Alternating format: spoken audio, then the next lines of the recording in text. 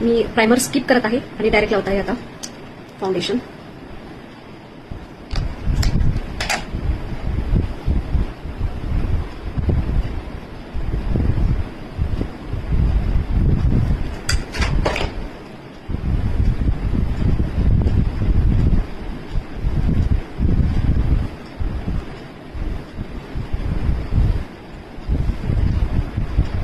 Skin चांगली असेल तुमची, डार्क स्पॉट नसतील, अंडर आईज नसतील, तर तुम्ही काही गोष्टी स्किप करून डायरेक्ट फाउंडेशन वापरू शकता.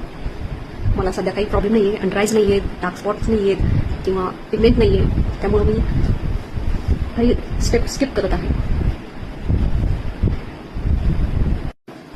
आता लूज पावडर ती अगोदर हातावर अशी ब्लेंड करून घ्यायची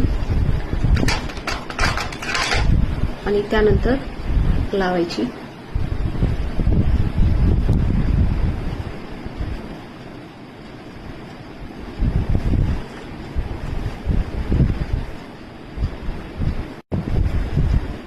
मी लावणार आहे लिप बाम.